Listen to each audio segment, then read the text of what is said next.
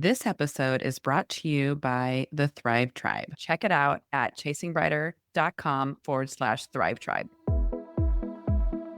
Welcome to Superwoman Diaries, where each week we share personal stories and open up about our journeys. At Chasing Brighter, we know that being a woman today is complicated. We want to get vulnerable. We know that vulnerability is where real connection happens. Get ready to dive deep and connect as we reveal the real and raw moments behind the scenes of our lives. Hey, Kelly. Hi, how are you? Doing good. I have two things. One is as we're coming out to see you, Mm-hmm.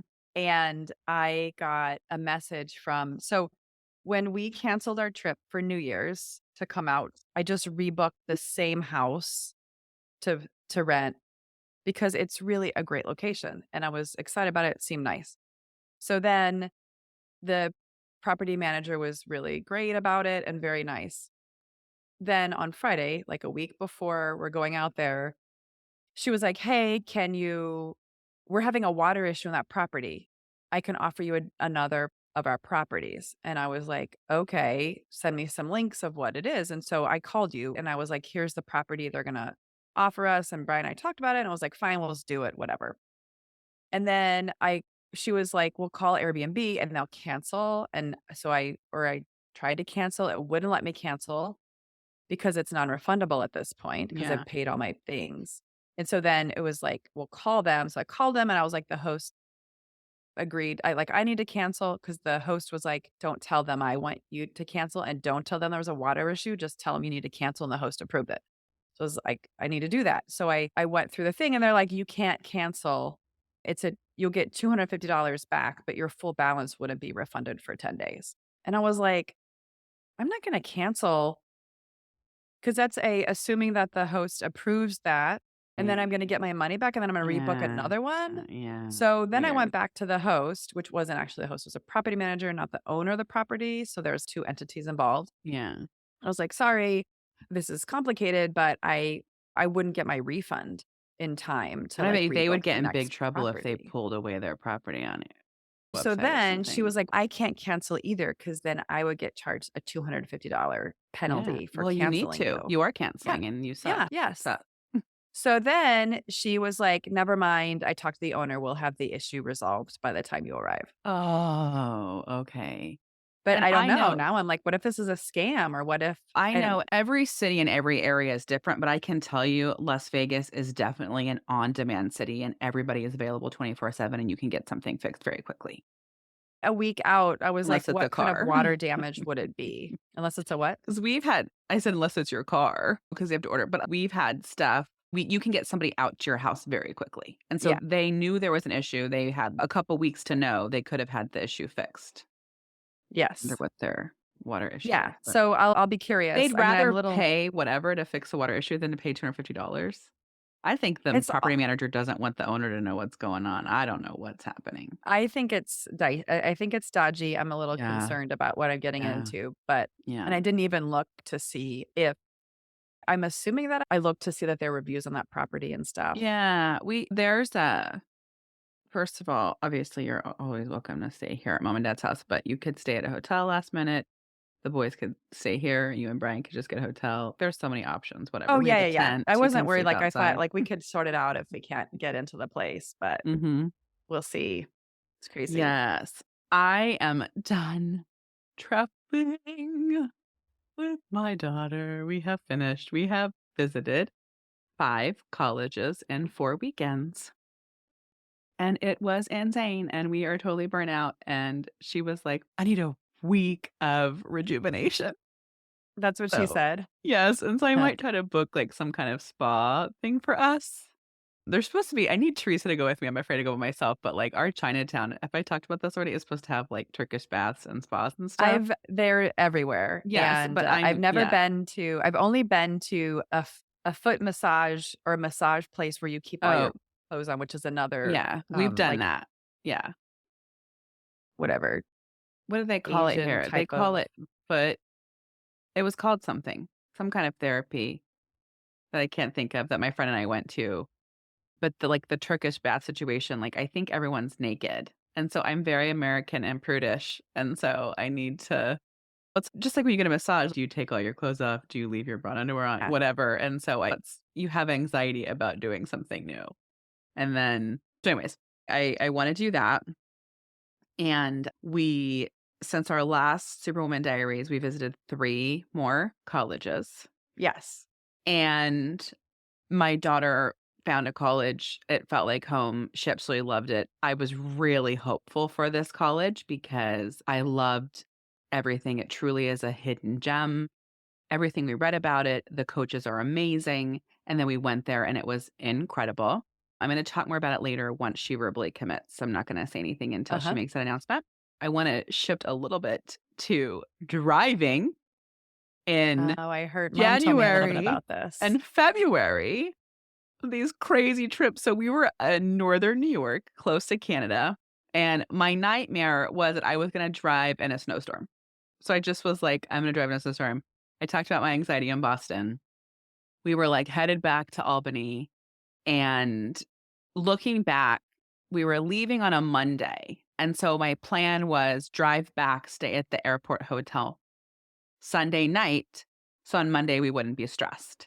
But by doing that, they are not plowing the road Sunday night and it's dark and you're driving in the dark and it is very hilly and rural and I was driving and if I sent you a video, I sent mom the video. My nightmare was the ground was covered in snow. You can't see any lines and it was snowing. And that's what happened. Like the ground was covered in snow.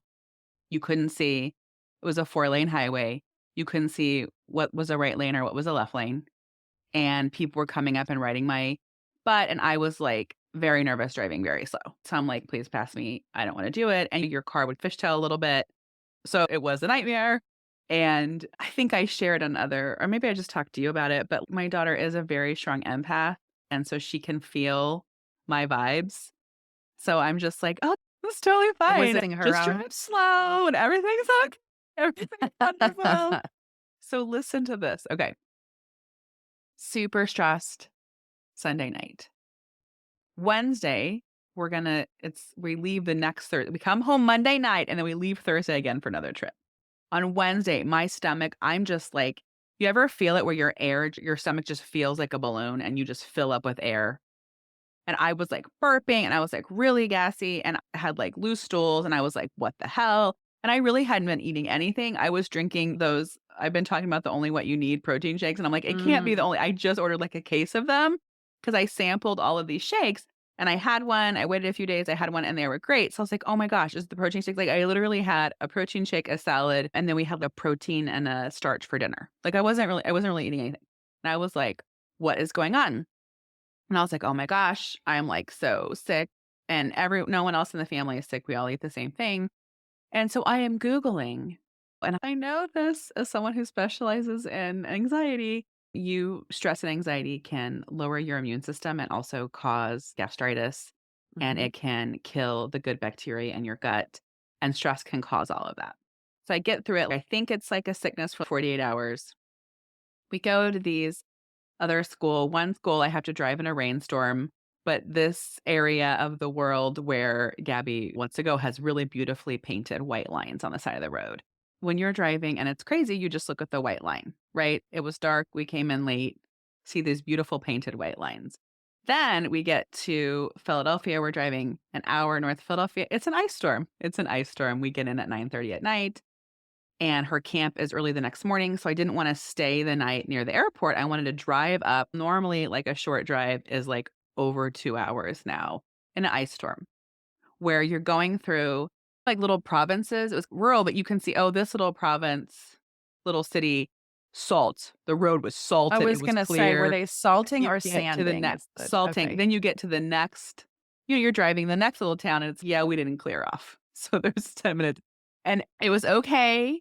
It was okay, and then the last 30 minutes, there was, like, a Maserati just speeding past me and then in front of me and then fishtailing because the road all of a sudden was, like, covered in ice and white. So it'd be, Oh like, a my clear, god. dry road, and Yeah. so it was, like, spitting on me the whole time, and, because we had really hard rain when we were in the other city, but again, drive slow, beautiful white line, whatever, But this Mhm. one is they're fishtailing, and it was like a 6 at that point, it was a 6-lane highway, but there was, like, 1 lane that was clear. You're trying to drive the lane that was, like, clear. So then, the next day, like, bubble gut, I don't know what to call it, and I was like, "It is stress." And I had not really I was still thinking it was food, and then I was like, "Oh my god."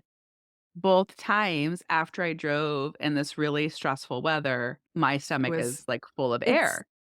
And so the the physical oh, manifestation of things in your body, it's really crazy. Those are it's things, like, you can't, like no, sometimes, like, scientific studies or, like, all these things, like, can't really even put finger no. on. So the first time I treated the symptoms, like, I had Tums, I was, like, treating the symptoms. So the second time, I listened to our morning meditation, like, 3 times.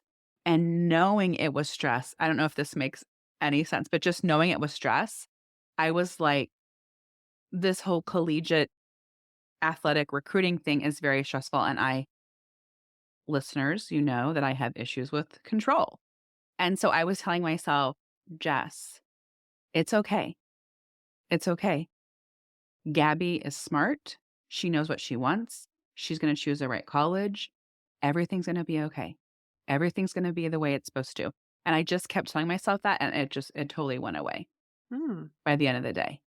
And treating it medically versus treating it mentally and emotionally, Yeah. it went away way faster by recognizing it was stress. So, I yeah, love it was that. just I love so that. crazy.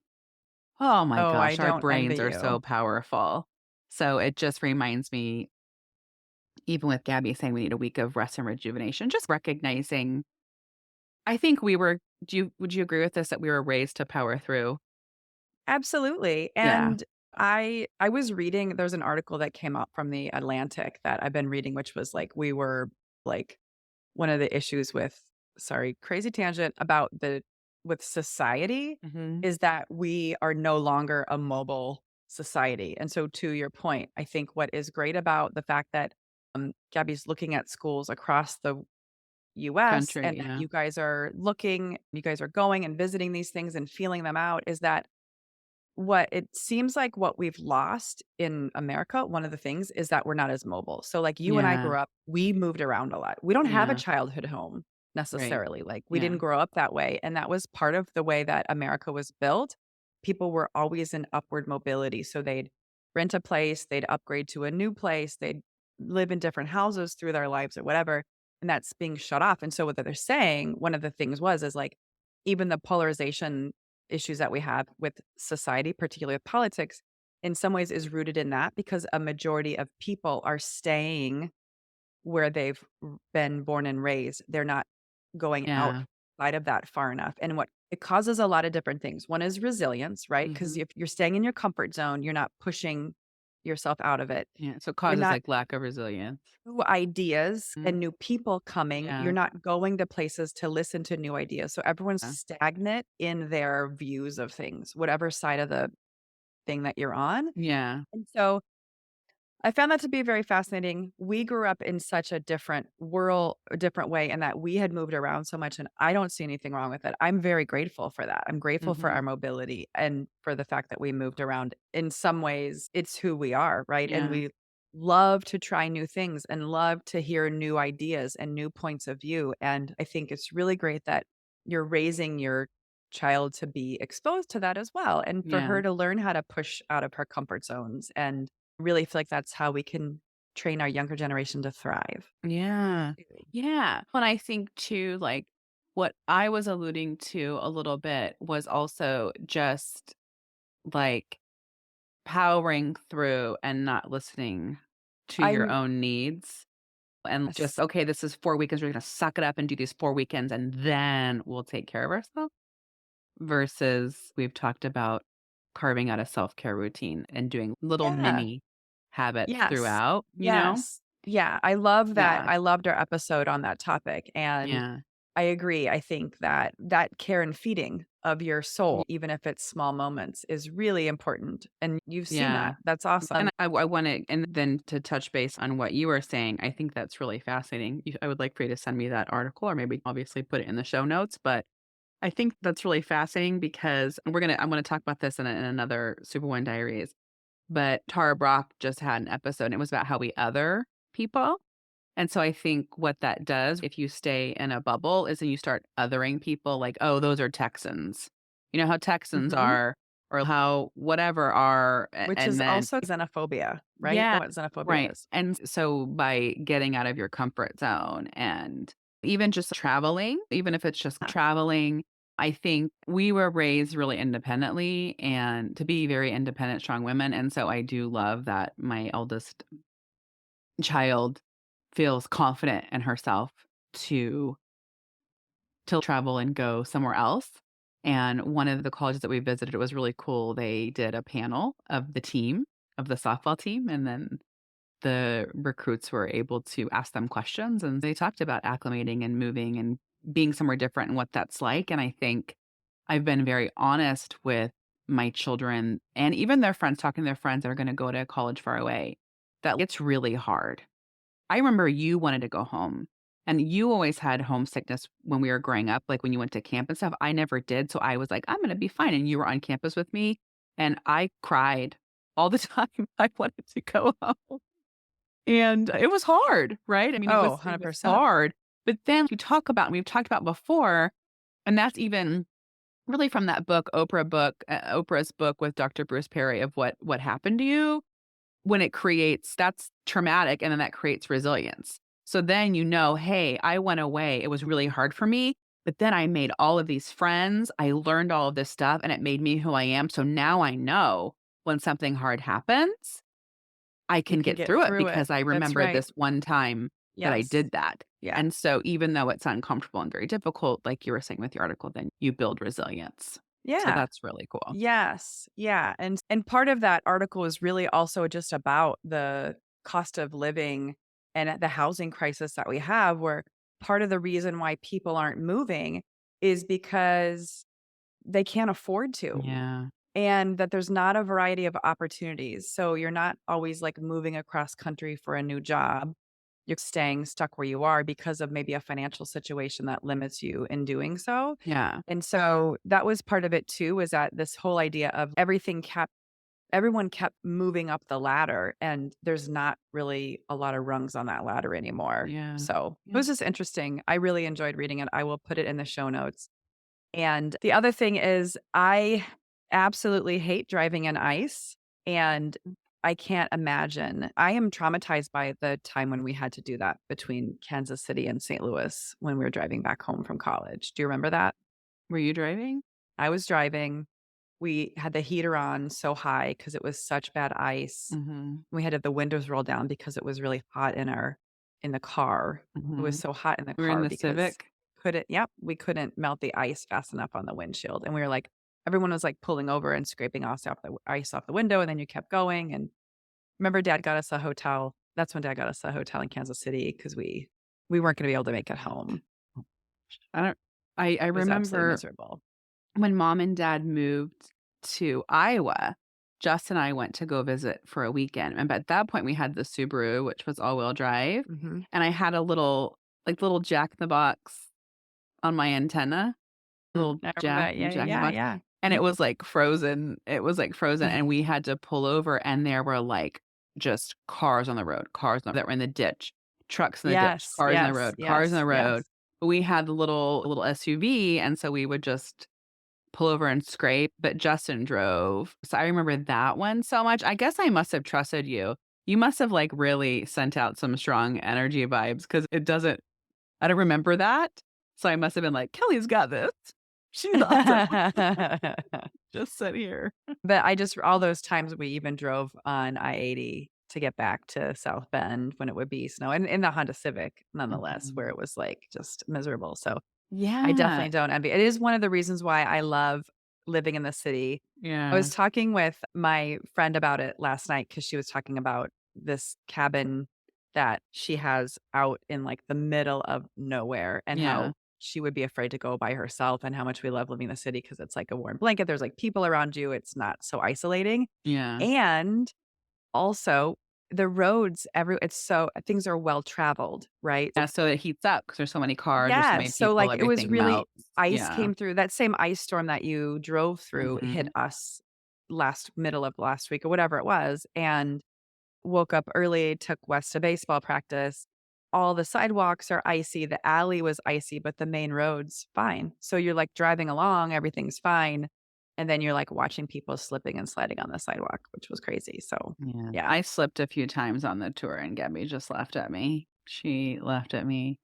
But we saw some cars with their hazards on in the right lane, and Gabby was like, Mhm. "What's wrong with that car?" And I said, "When conditions are like this and you're very uncomfortable and going very slow, you just get to the right lane and put your hazards on and just keep going." So that was interesting. But I was like, once we got to where we needed to go, I knew because then we're going to be coming back on a Monday after rush hour. I knew that was it. Once we got there, I wasn't going to have to drive through it ever again. And I live in the desert, and I was so grateful for desert living. We do have monsoons. I do drive in rain, but when you're in a major metropolitan area in a city, so we were driving rural, right? Actually, it was fairly lit. There was more cars on the road than I thought, and it was fairly well lit.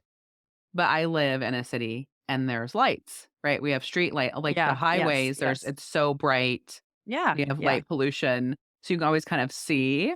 And so, when you're somewhere where you're not familiar with and it was dark, The but it was M2 fairly populated where I the drove, road that so you were on, did it have a shoulder? Because like, I was telling Wes, my very first car accident was when I was 14 and driving, and on Lorraine in Hutchinson, when I was coming back from basketball practice, there was no shoulder on that road, and it was yeah. icy. It was a Mhm. two-lane road, and Yeah. there was no shoulder, so I started sliding and I didn't really have anywhere to go. Yeah. So, I just kept sliding and I was very slow, but I couldn't get into the ditch because that would have been Mhm. difficult. And so I Yeah. hit the back of this car. This was very interesting. Again, if you know the Northeast, it's just a little town, so it was very heavily populated where we were, like, in Northern New York and Albany, like, you were driving in back farmland where I was driving through the Mhm. snowstorm. There was no lights, there was nothing.